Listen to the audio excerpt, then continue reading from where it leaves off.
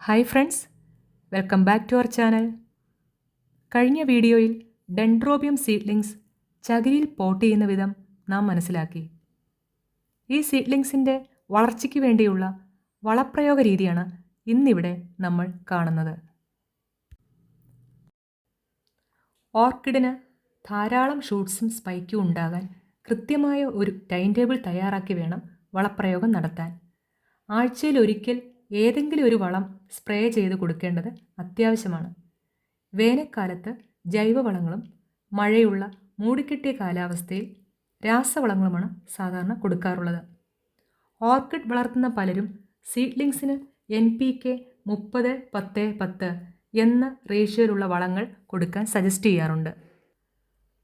അവർ പറയുന്നത് പുതിയ ഇലകൾ ഉണ്ടാകാനും ഹരിതകം ഉണ്ടായി ഇലകൾക്ക് നല്ല പച്ചനിറം കിട്ടാനും നൈട്രജൻ കൂടുതലായി വേണമെന്നാണ്.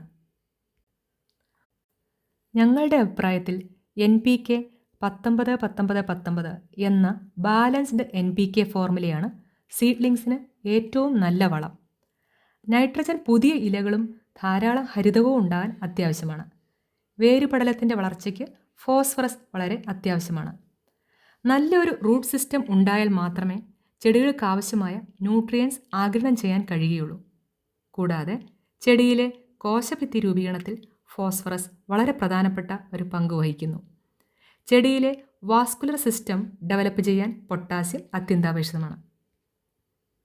ന്യൂട്രിയൻസ് ചെടിയുടെ എല്ലാ കോശങ്ങളിലും എത്തിക്കാൻ വാസ്കുലർ സിസ്റ്റം നന്നായി പ്രവർത്തിക്കേണ്ടതുണ്ട്. NPK 30-10-10 എന്ന നൈട്രജൻ കൂടിയ വളത്തേക്കാൾ NPK 19-19-19 എന്ന ബാലൻസ്ഡ് ഫോർമുലയിലുള്ള ഫോളിയ സ്പ്രേ ആണ് ഞങ്ങൾ സീഡ്ലിങ്സിൻ്റെ വളർച്ചയ്ക്കായി കൊടുക്കാറുള്ളത്. സീഡ്ലിങ്സ് വളരെ പെട്ടെന്ന് വേര് പിടിച്ച് വളരുന്നതായാണ് കാണാറുള്ളത്. അതുപോലെ തന്നെ മീഡിയം സ്റ്റേജിൽ വളർച്ചയെത്തിയ ചെടികൾക്കും NPK 19-19-19 തന്നെയാണ് ഏറ്റവും നല്ലത്. ഇടത്തരം വളർച്ചയെത്തിയ ചെടികൾക്ക് സമ്പൂർണ്ണ വളർച്ചയ്ക്കായി ആഴ്ചയിലൊരിക്കൽ ബാലൻസ്ഡ് ന്യൂട്രീഷനായ 19-19-19 സ്പ്രേ ചെയ്യാം. പൂർണ്ണ വളർച്ചയെത്തിയ ചെടികൾക്ക് പലരും NPK 13-27-27 ഫോർമുലയാണ് സജസ്റ്റ് ചെയ്യാറുള്ളത്. ഫോസ്ഫറസും പൊട്ടാസ്യവും കൂടിയ ഈ NPK ഫോർമുല പൂക്കൾ ഉണ്ടാകാൻ നല്ലതാണ്. പക്ഷേ ഈ ചെടികൾക്ക് പുതിയ ഷൂട്ട്സ് ഉണ്ടാകാൻ നൈട്രജൻ കൂടിയ അളവിൽ അത്യാവശ്യമാണ്. ഞങ്ങളുടെ അഭിപ്രായത്തിൽ ആദ്യത്തെ ആഴ്ച NPK 19-19-19 അടുത്ത ആഴ്ച 13-27-27 മാറി മാറി കൊടുക്കുന്ന ഒരു വളപ്രയോഗ രീതിയാണ് ഏറ്റവും അഭികാമ്യം. ഏത് സ്റ്റേജിലുള്ള ചെടികൾക്കും കൊടുക്കാൻ പറ്റിയ ഒരു ഉത്തമ രാസവളമാണ് 19-19-19. 5 ഗ്രാം 19-19-19 1 ലിറ്റർ വെള്ളത്തിൽ കലക്കി സ്പ്രേ ചെയ്യാവുന്നതാണ്.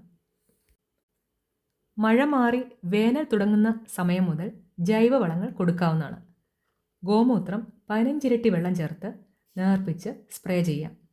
അതുപോലെ പച്ചച്ചാണകം, കടലപ്പിണ്ണാക്ക്, വേപ്പിൻ പിണ്ണാക്ക് ഇവ 2:1:1 എന്ന അനുപാതത്തിൽ വെള്ളം ചേർത്ത് ഇളക്കി 5 ദിവസം തണലത്ത് വെച്ച് 15 ഇരട്ടി വെള്ളം ചേർത്ത് തെളിയൂറ്റി സ്പ്രേ ചെയ്യാം. കൂടാതെ തേങ്ങാവെള്ളം 2 ദിവസം പുളിപ്പിച്ച് 3 ഇരട്ടി വെള്ളം ചേർത്ത് സ്പ്രേ ചെയ്ത് കൊടുക്കാവുന്നതാണ്. ആഴ്ചയിലൊരിക്കൽ ഏതെങ്കിലും ഒരു വളപ്രയോഗം ചെയ്യുന്നത് ചെടിയുടെ ആരോഗ്യകരമായ വളർച്ചയ്ക്കും ധാരാളം ഷൂട്ട്സും സ്പൈക്കും ഉണ്ടാകുന്നതിനും ഉത്തമമാണ്. വിവിധ സ്റ്റേജിലുള്ള ചെടികൾക്ക് ഏതുതരം വളം ഉപയോഗിക്കാം എന്ന് ചർച്ച ചെയ്യുന്ന ഈ വീഡിയോ നിങ്ങൾക്ക് ഉപകരിക്കും എന്ന് കരുതുന്നു. വീഡിയോ ലൈക്ക് ചെയ്യാനും ചാനൽ സബ്സ്ക്രൈബ് ചെയ്യാനും മറക്കില്ലല്ലോ.